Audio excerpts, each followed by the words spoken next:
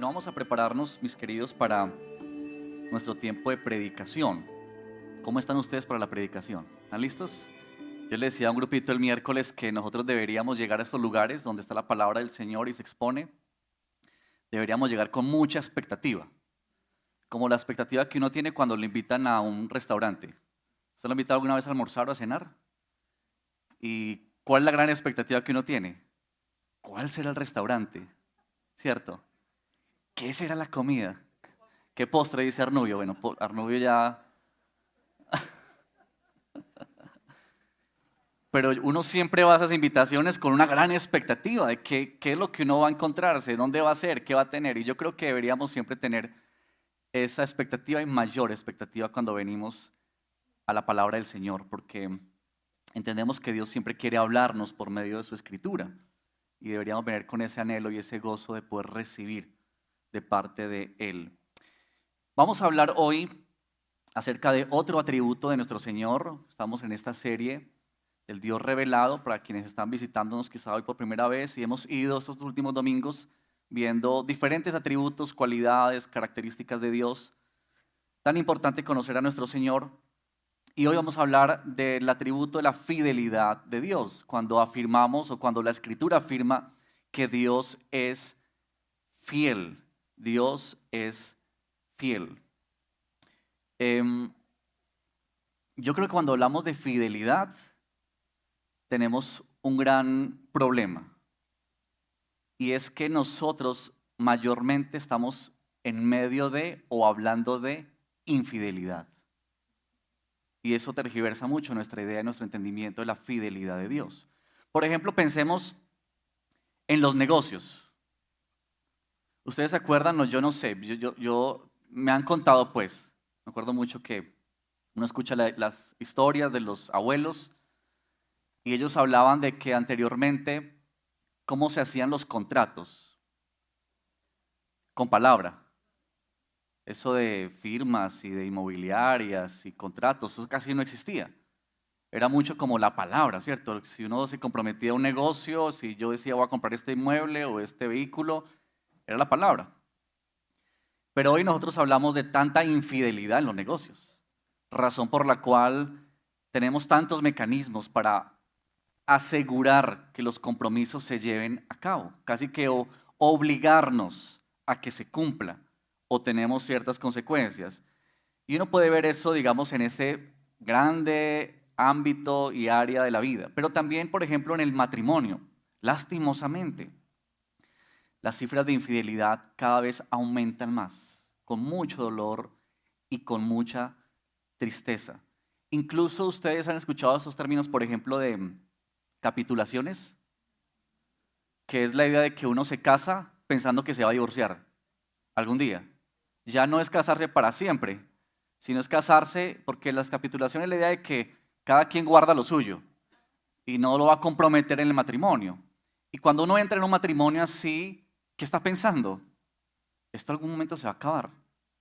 ¿Por qué? Porque el mundo en el que vivimos, el tiempo en el que vivimos, la sociedad en la que vivimos constantemente nos está diciendo, esta es una sociedad infiel, de infidelidad. Pero también en el ámbito eclesial, tristemente, hombres que se comprometieron a ser fieles al llamado han tergiversado la palabra y la verdad del Señor cuando ha picado en el corazón el dinero, la fama, el reconocimiento, todas estas cosas. Pero también tenemos que pensar en nosotros. No solamente poner el dedo en otros, sino también pensar en nosotros. ¿Cuánto hemos sido infieles en nuestras relaciones, en nuestros compromisos y mayormente con nuestro Señor? Ese es un cuadro, digamos, trágico, ¿verdad? Triste. Y pues uno no quisiera arrancar así una predicación, pero yo creo que ese trasfondo y esa imagen que estamos presentando nos ayuda para levantar como en medio de eso la imagen del Dios que es fiel, como el que brilla en medio de la oscuridad, porque de alguna manera llama nuestra atención y roba nuestra atención acerca de este Dios que es fiel, el Dios que sí es fiel por siempre. Quiero invitarte para que abras tu Biblia, por favor, en el libro de Lamentaciones. Vamos a estar hoy en Lamentaciones. No sé si alguna vez has leído este libro. Está luego de Jeremías. Es un libro que escribió Jeremías, el profeta de Dios. Y vamos a estar en el capítulo número 3 de Lamentaciones, versículo del 19. Vamos a leer esta porción hasta el verso 26. Lamentaciones 3, del 19 hasta el 26. Dice así la palabra del Señor. Acuérdate de mi aflicción y de mi vagar, del ajenjo y de la amargura. Ciertamente mi alma lo recuerda y se abate mi alma dentro de mí. Esto traigo a mi corazón, por eso tengo esperanza, que las misericordias del Señor jamás terminan, pues nunca fallan sus bondades, son nuevas cada mañana. Y aquí viene esta exaltación del profeta. Grande es tu fidelidad. El Señor es mi porción, dice mi alma, por tanto en Él espero.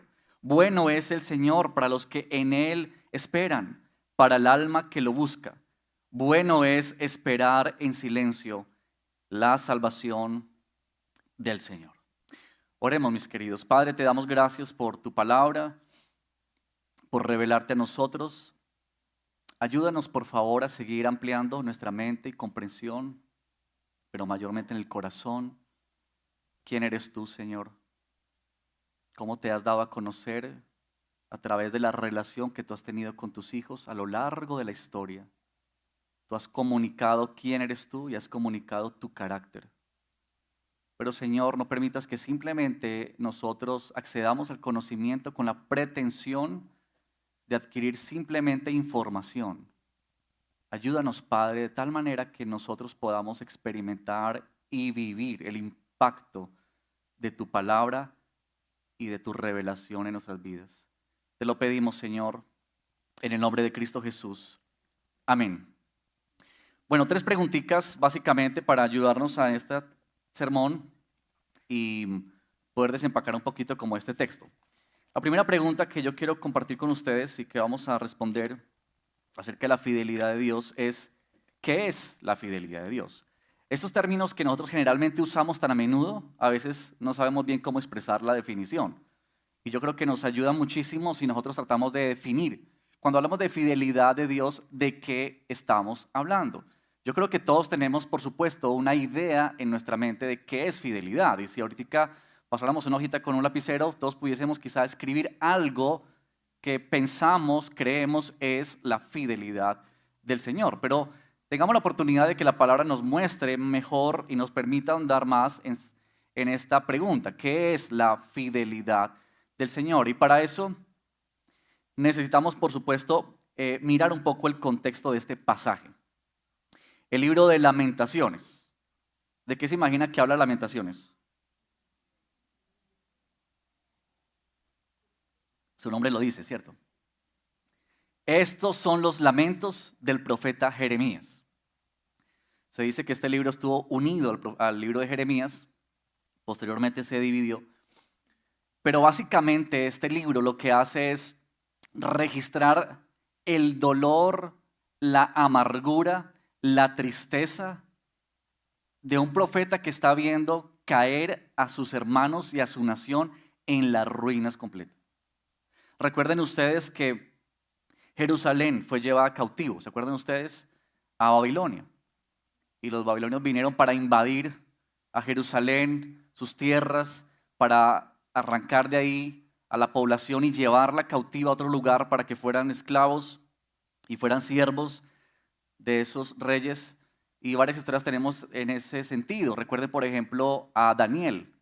Fue uno de los que fue llevado, por ejemplo, a Babilonia en ese éxodo, en esa cautividad.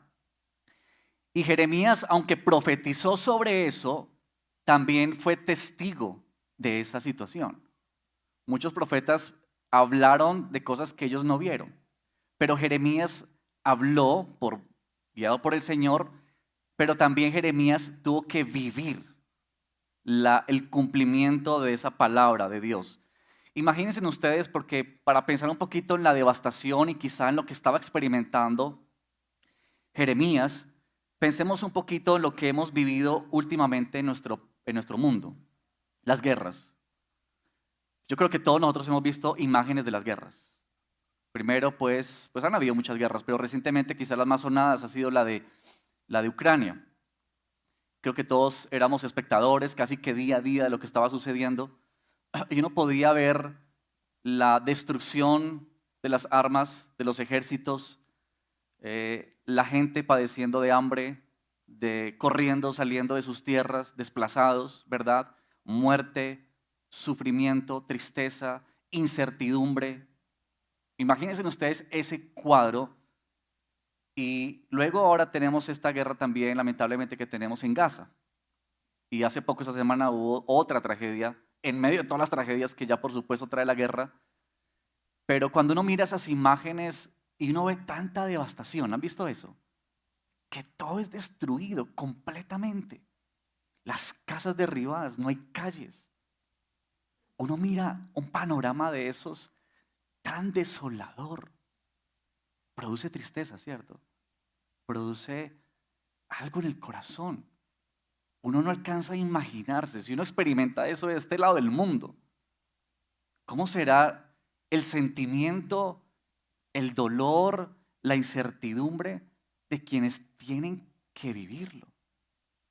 Eso debe ser muy doloroso, debe ser muy triste. Y quizás eso nos pueda ayudar un poquito para entender un poco este contexto en el que está Jeremías, viendo la desolación de su pueblo, hombres y mujeres muriendo de hambre a manos de otros ejércitos, siendo sacados de sus casas para servir a otras naciones, a otros reyes. Y este es el dolor que está experimentando Jeremías. Ahora, la pregunta es, ¿por qué está viviendo esto Israel? ¿Qué es lo que está sucediendo?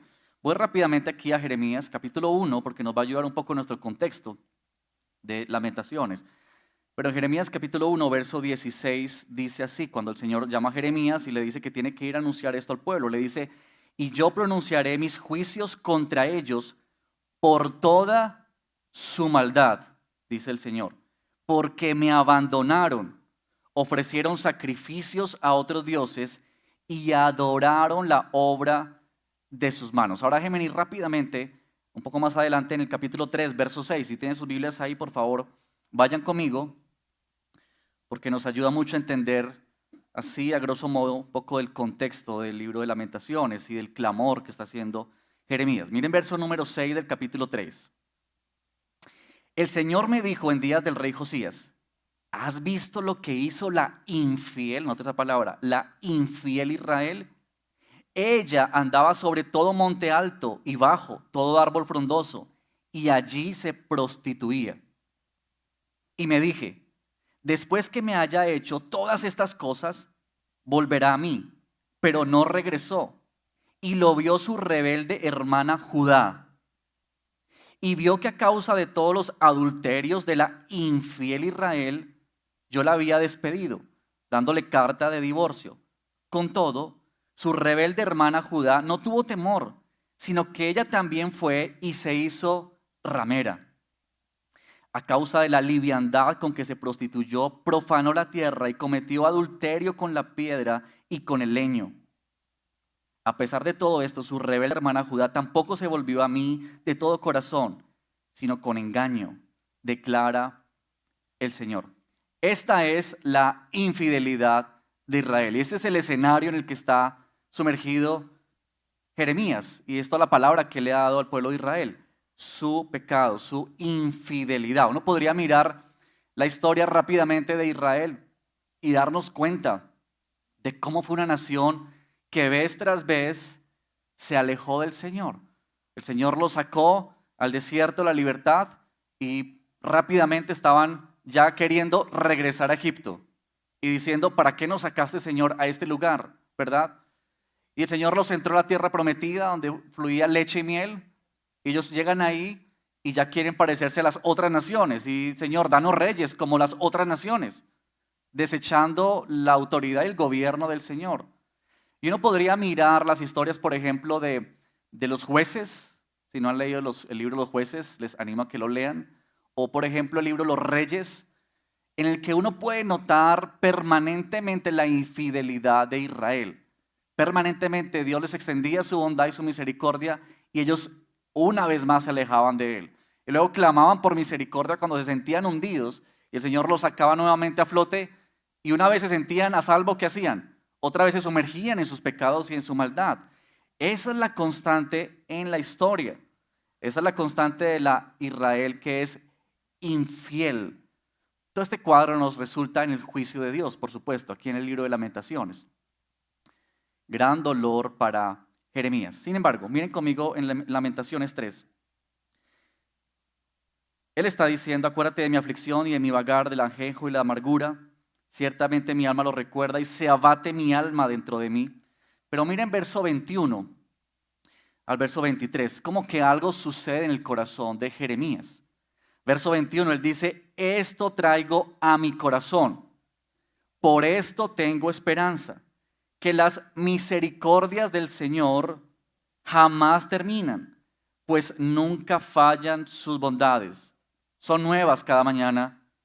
Y esta expresión, grande es tu fidelidad. Esa es como una conclusión a esas palabras de Jeremías, o como ese himno de alabanza y de adoración. Pero noten ustedes lo siguiente, cuando pensamos en la fidelidad del Señor, tenemos que pensar, por supuesto, en la historia. No podemos entender la fidelidad de Dios si no es a través de la historia. Es más, tú puedes pensar para ti cómo ha sido Dios fiel, ¿cómo? Mirando hacia atrás, viendo tu historia, viendo lo que Dios ha hecho contigo. Esa es la manera en que tú y yo podemos llegar a entender mejor o comprender qué es la fidelidad del Señor. Pero noten ustedes que a pesar de la gran y terrible pecado de Israel, Dios no los desechó, ni los olvidó, ni los exterminó como Él bien podría haber hecho, ¿verdad? Él extendió sus misericordias y compasión por motivo de que Él es fiel. Por eso es que textos como el Salmo 36:5 nos dice, tu misericordia, oh Señor, se extiende hasta los cielos, tu fidelidad hasta el firmamento. Es como que la fidelidad del Señor lo abarca todo, lo llena todo, sube hasta los cielos. Es esta la fidelidad del Señor, que no nos ha pagado como nosotros lo merecíamos. Y estas palabritas se unen mucho con la palabra misericordia, que ya hemos compartido aquí acerca de este atributo. Pero siempre que ustedes miren la fidelidad de Dios, por lo general van a encontrar al lado la palabra misericordia. Casi que siempre están esas dos palabras juntas, o la compasión de Dios. Porque cuando hablamos de la fidelidad, estamos haciendo referencia, o Jeremías hace referencia al usar esa palabrita aquí en Lamentaciones, acerca de la firmeza de Dios, acerca de la constancia de Dios, acerca de la estabilidad o confiabilidad del Señor.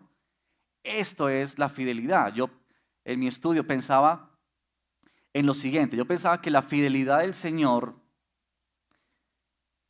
es como que Dios de alguna manera ejecuta. Es decir, la fidelidad del Señor es la ejecución, yo pensaba en esto, o la aplicación de todos los demás atributos de Dios, como la omnipotencia, como la soberanía, como la misericordia, como el amor, la bondad, como sus juicios, como su ira. Es decir, la expresión de todos los atributos de Dios de manera constante, permanente, en favor de la humanidad y mayormente en favor de su pueblo, de sus hijos. Eso que es constante, permanente, pudiésemos pensar, esa es la fidelidad del Señor. Y que Dios no está buscando razones para ser fiel.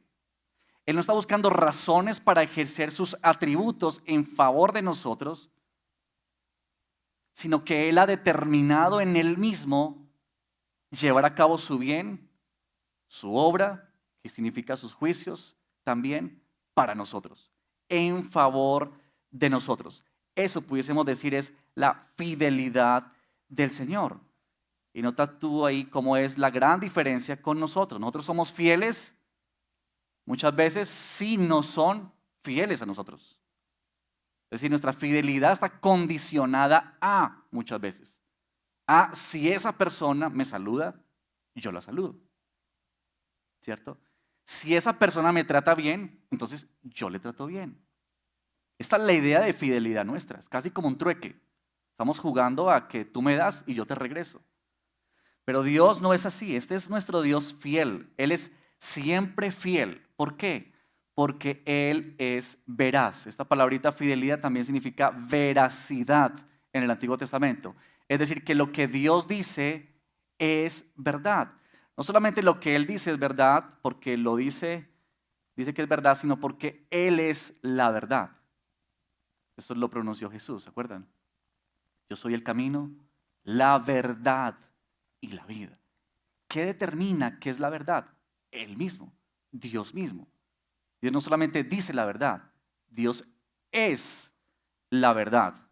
Por tanto, Él cumple sus promesas y cumple sus palabras, tanto sus promesas de bendición y en favor, como también cumple sus palabras de juicio, de disciplina. Él cumple sus palabras. Este es el Dios que no cambia. Este es el Dios que lleva a cabo lo que se ha propuesto permanentemente. Y es como que en medio de este panorama, Jeremías recobra por la gracia de Dios y el Espíritu Santo una luz en medio de tanto sufrimiento y en medio de ese cuadro tan oscuro. Él como que de alguna manera encuentra y recuerda que Dios ha hecho promesas con ellos, que este es el pueblo que los ha amado por todas las generaciones. Y es muy interesante porque en Jeremías, cuando Dios le está diciendo a Jeremías, va a suceder esto, ustedes van a tener que ser expulsados de estas naciones, de esta nación, y van a ser llevados a cautiverio, y le está anunciando todas esas cosas a Jeremías, y Jeremías está viendo la destrucción de todo eso y la devastación terrible de Jeremías, porque si no lee el libro de Jeremías va a encontrar que Jeremías está muchas veces llorando. ¿Recuerdan que ese título se le ha dado a Jeremías? Que es el profeta llorón, porque él siempre estaba llorando, pero por el dolor, por la tristeza de ver a su pueblo. Pero en medio de eso, Dios le dice, por ahí en el capítulo 32, le dice, ve y cómprate un terreno. Ahí, en toda esa devastación. Es como que a usted le dijeran hoy que le hacen un gangazo, una oferta, y usted dice, me están vendiendo algo, y voy a escuchar qué es eso. Y le dice que le venden un terreno en Ucrania o en Gaza. ¿Usted qué pensaría? Que es un chiste, ¿cierto? Usted pensaría, no tiene sentido. Que yo compré un terreno. Pero ¿sabes qué le dice Dios a Jeremías? Cómprate un terreno en esa devastación. Y entonces Jeremías, lean el capítulo 32 de Jeremías, muy interesante, porque él va a hacer todos los trámites y hace los contratos y todo. Y firma la escritura en testigos y todo, como se hacía. Y Dios le ha dicho a Jeremías, cómprate ese terreno porque esa es una muestra de que yo haré que ese pueblo regrese otra vez a esta ciudad. Y un día se volverá a comprar y a vender aquí. Esta es mi promesa. Y le dice, cómprate ese terreno como seguridad, como garantía de que yo así lo haré.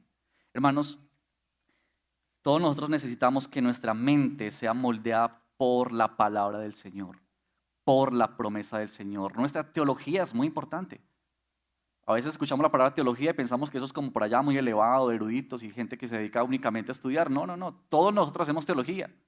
Cuando tú en la mañana te levantas o a la hora que haces tu devocional, abres la Biblia y lees y piensas, reflexionas sobre la Escritura, tú estás haciendo teología ahí. Estás pensando acerca de Dios. Y nosotros necesitamos que esta comprensión de Dios conduzca nuestras prácticas, conduzca nuestra fe, conduzca nuestras convicciones. No lo que otros dicen, no lo que estamos viendo, sino lo que Dios dice. La forma en la que Él se está revelando a nosotros. Eso es lo que debe guiar nuestros pensamientos, eso es lo que debe guiar nuestras acciones en medio de cada situación que tú y yo podamos vivir. ¿Qué te mueve a ti?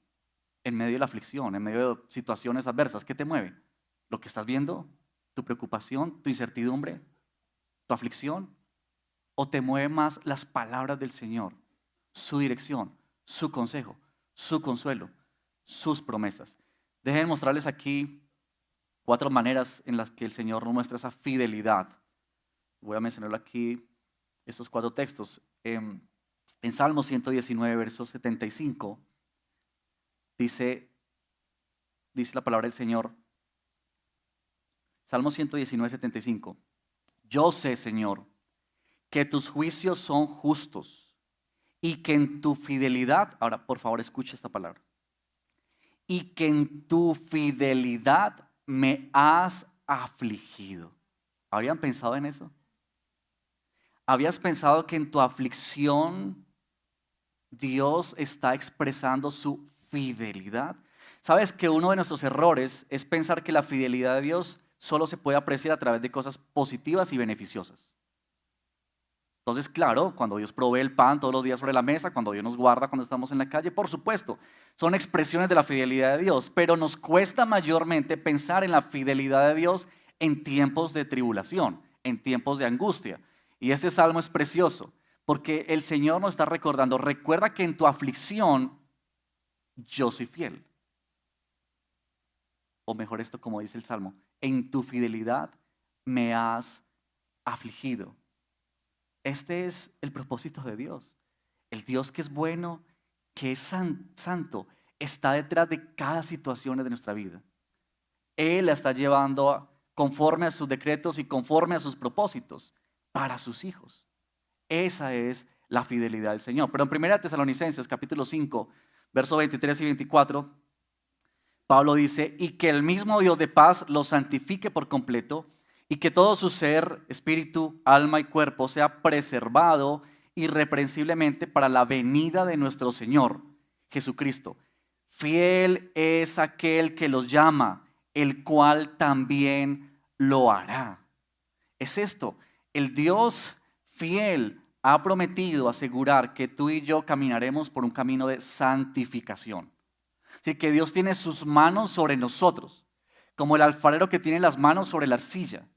Y que Él está empeñado y no va a terminar esa vasija hasta que Él diga que está terminada. Y por supuesto, a veces el barro quisiera decirle, ya no más, porque tiene que volver a hacer muchas veces, hacer presión y todo ese tipo de cosas.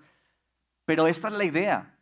El Dios fiel ha prometido que va a transformar nuestras vidas. Y Él va a hacer lo que sea necesario. Y va a usar lo que sea necesario para que tú y yo cada día nos parezcamos más a la imagen de nuestro Señor Jesucristo. Él es fiel, Él lo hará. Ahora mira esta belleza de versículo en 1 Corintios 10, 13, que dice así, no les ha sobrevenido ninguna tentación que no sea común a los hombres.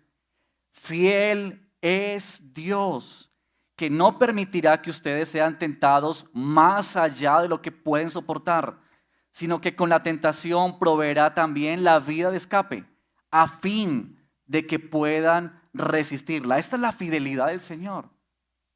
¿Has enfrentado tentaciones esta semana? Con toda seguridad sí, todos nosotros. Y cuando estamos en la tentación es amarga, ¿verdad? Bueno, es dulce muchas veces, pero generalmente cuando el Espíritu Santo viene para hablarnos se vuelve algo amargo, porque es un deseo que uno quiere cumplir, pero que el Espíritu Santo está diciendo, no debes ir por esa vía. Pero tenemos que recordar que Dios es fiel cuando nos dice, yo estoy contigo en la tentación. Yo no dejaré que seas tentado más allá de lo que tú puedes soportar. Yo te daré juntamente también la salida para que tú puedas resistir. Ese es nuestro Dios fiel. Esa es la fidelidad del Señor. Y por último, en 1 de Juan capítulo 1, verso 9, yo sé que todos o la mayoría conocemos este texto. Si confesamos nuestros pecados, Él es fiel y justo para perdonarnos los pecados y para limpiarnos de toda maldad. Queridos, el perdón del Señor no depende de si tú te sientes culpable o no. El perdón del Señor no depende de cuánto tú te arrodilles o llores. Yo sé que el pecado nos conduce a eso y está bien, por supuesto. Pero nunca pienses que es porque te arrodillaste o porque tú estás llorando que Dios está compadeciendo de ti. La razón por la cual Dios dice, yo los perdonaré cuando ustedes confiesen sus pecados, es por esta razón, porque yo soy fiel. Y porque en Cristo Jesús Él ha pagado nuestros pecados. Cristo Jesús llevó en la cruz del Calvario toda la cuenta de nosotros. Por tanto, el Señor no está cobrándonos ahora a nosotros el pecado porque ya se pagó. Si Dios estuviese cobrándonos el pecado todavía a nosotros, entonces la factura que pagó Jesús en la cruz fue parcial. Fue una parte apenas. Todavía hay cosas por pagar. Pero la fidelidad de Dios es esta, que si nosotros pedimos perdón y venimos en arrepentimiento a Él, Él ha prometido esto: yo soy fiel para perdonarlos. Cuando tú vienes al Señor porque has pecado, venimos al Señor, generalmente la idea es: Dios no puede perdonarme esto. Dios no puede borrar este pecado de mí. Y por supuesto el enemigo va a querer decirnos: ahí estás. ¿Quién te va a perdonar? Ni Dios puede perdonarte.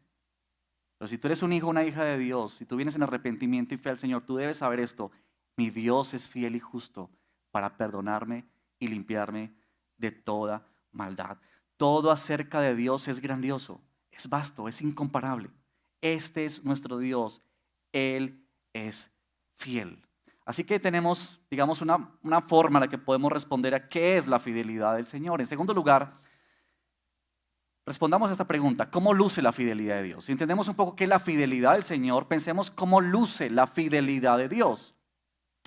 Verso 22 y 23 dice aquí Jeremías en Lamentaciones, que las misericordias del Señor jamás terminan, pues nunca fallan sus bondades. Ahora mira esta frase: son nuevas ¿cada cuánto? Cada mañana. No es cada 6 meses, cada año, es cada mañana. Ahora uno piensa: ¿por qué el Señor nos comunica eso? De que su fidelidad, su misericordia y su bondad son nuevas, como que se renuevan cada mañana. Ahora quiero darles 3 ilustraciones acerca de cómo luce la fidelidad de Dios. Y estas 3 ilustraciones se desprenden de esta frase, que son nuevas cada mañana. Pero son ilustraciones que son traídas de la Escritura misma, de la forma en que Dios se ha revelado, se ha revelado para nosotros. Y aquí están esas 3. La primera es el orden natural de todas las cosas. En Jeremías 30, bueno, miren esa imagen ustedes ahí por favor en las pantallas. Ese es un amanecer. Yo creo que todos apreciamos el amanecer. Generalmente cuando hay un amanecer muy bonito, ¿qué hacemos generalmente? Sacamos fotos y la empezamos a enviar, ¿cierto? Pues tenemos un gran hermano que siempre nos manda fotos del amanecer. Porque de alguna manera cuando uno ve ese amanecer, produce algo en el corazón, ¿cierto? Ahora miren, hermanos, ¿saben que todo lo que Dios ha diseñado en la vida humana tiene un propósito y tiene algo pedagógico? Es decir, Dios no ha creado nada porque simplemente Él creyó que... No, todo lo que Dios ha hecho tiene un sentido que Él quiere comunicarnos a nosotros. En Jeremías 31:35 dice: así dice el Señor, el que da el sol para la luz del día, y las leyes de la luna y de las estrellas para la luz de la noche, el que agita el mar para que bramen sus olas, el Señor de los ejércitos es su nombre. Es decir, que Dios creó todas estas cosas para mostrarnos algo en particular: yo soy fiel. ¿Por qué? ¿Cada cuánto sale el sol sobre el planeta? Todos los días. ¿Cada cuánto vemos la luna? Bueno, que a veces no la vemos porque está nublado, pero sabemos que ahí está. ¿Cada cuánto? Todos los días. ¿Ustedes han visto las olas del mar? ¿Ha visto alguna vez el mar quieto completamente, que no hay olas? No. Siempre hay constante de olas. Siempre. Puedes estar ahí horas y días y nunca va a parar. Siempre van a estar ahí, una y otra vez, una y otra vez, una y otra vez. Y ¿sabes qué es lo interesante de eso que nos dice Jeremías? Esas cosas, la creación, el orden natural nos fue entregado a ti y a mí. Esa constancia, lo que llama la ciencia, ¿cómo se llaman? La ley, se me va el nombre. Bueno, ustedes entienden, ¿cierto? Que está ahí, está ahí, está ahí. Eso está ahí, ¿por qué? Porque Dios así lo ha diseñado. Él es el que saca todo el día el sol, es el que nos permite ver la luna, es el que hace eso.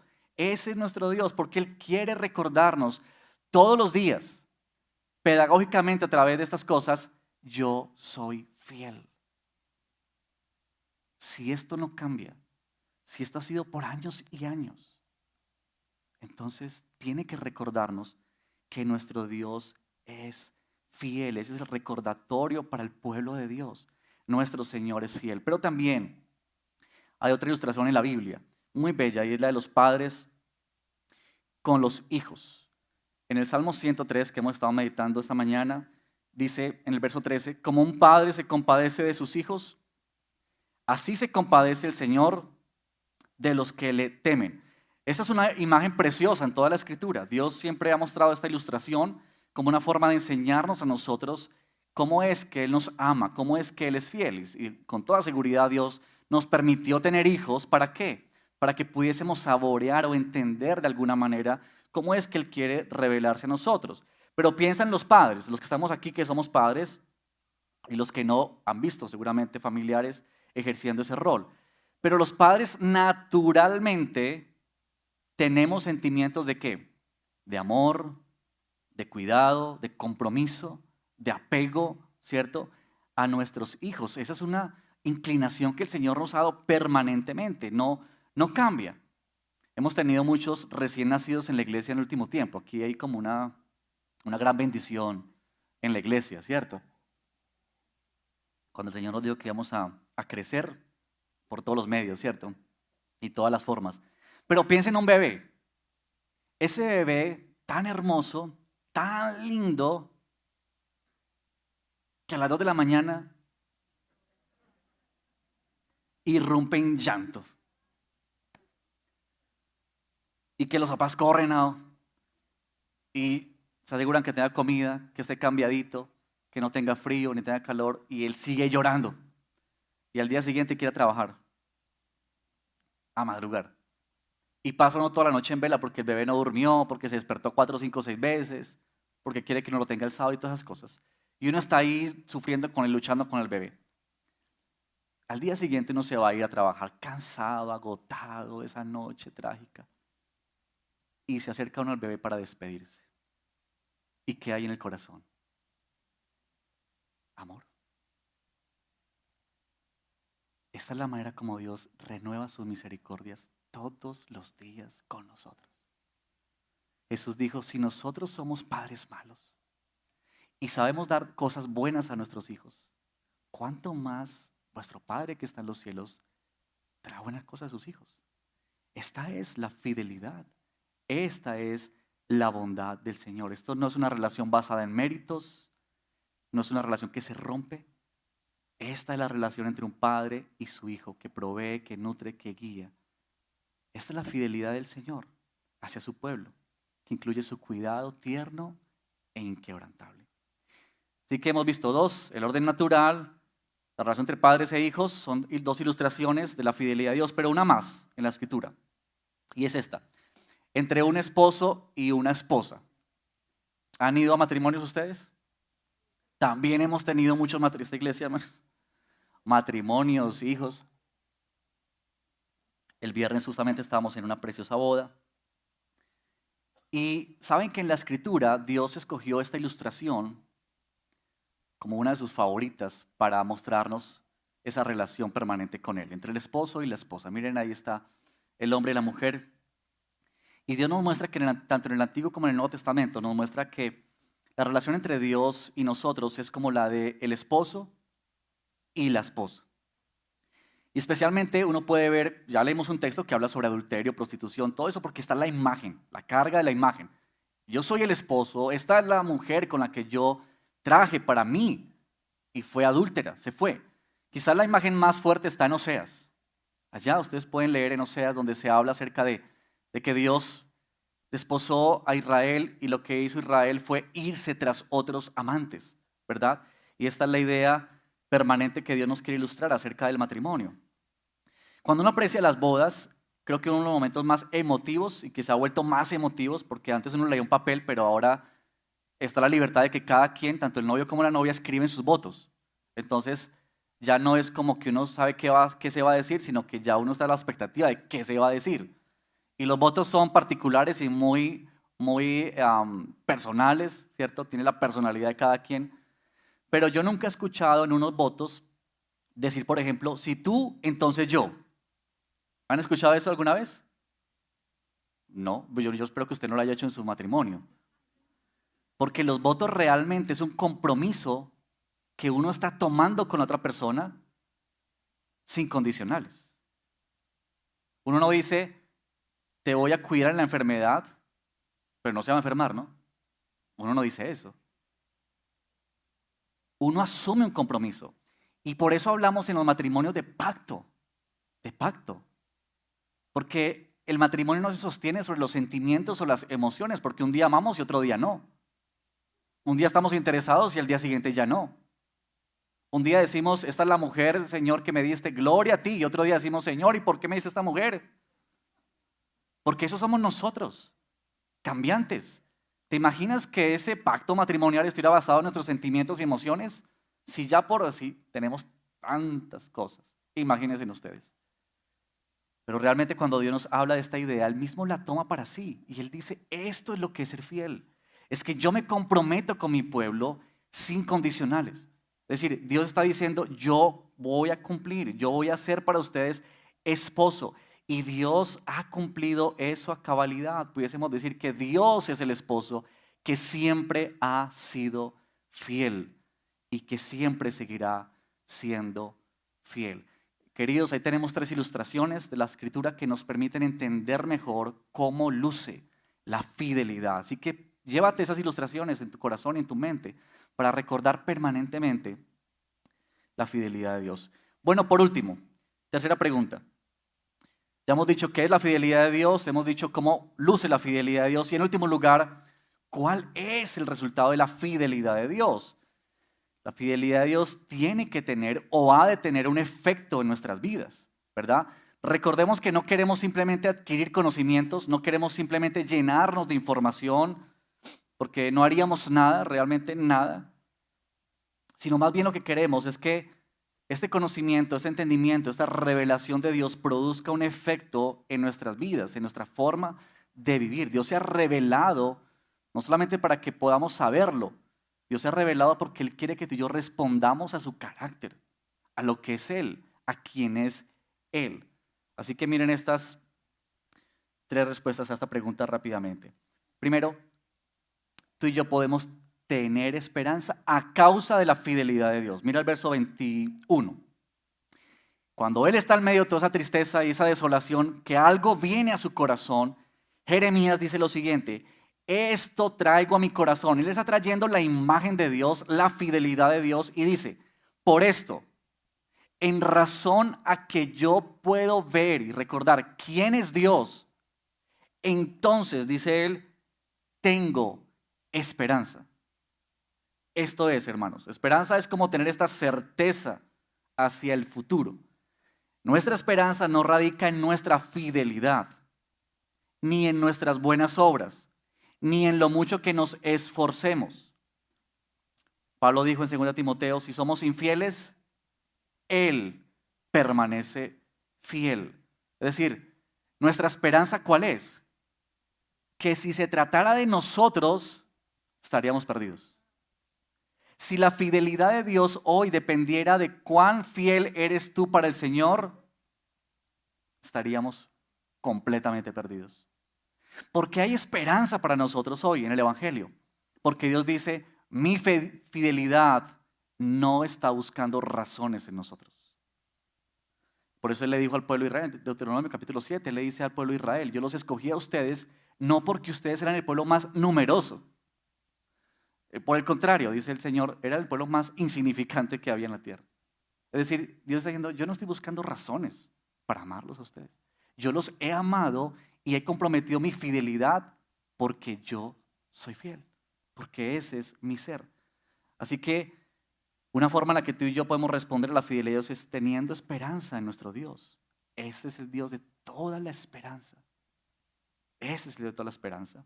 Pero en segundo lugar, un resultado de la fidelidad de Dios es que podemos confiar en Él. No solamente poner nuestra esperanza hacia el futuro, pero confiar en el presente. En los versos 24 al 26 se repite esta palabrita. El Señor es mi porción, dice mi alma, por tanto en Él espero. Bueno es el Señor para los que en Él esperan. Para el alma que lo busca. Bueno es Esperar, esperar, esperar, espero. La consecuencia de decir, grande es tu fidelidad, Señor. La consecuencia de eso es, yo puedo confiar entonces en el Señor. Y una muestra de eso es que Él está diciendo, yo puedo esperar. Yo espero en ti. 3 veces se dice. Esta es la condición de confianza, de descanso en el Señor.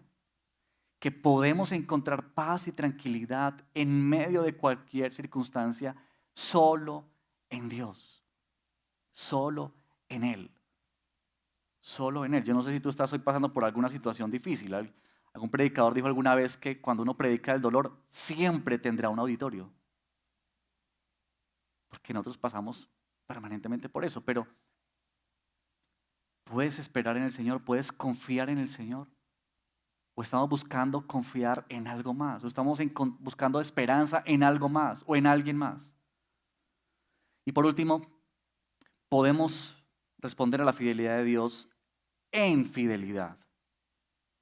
Verso 25 nos dice, bueno es el Señor, ¿para quiénes?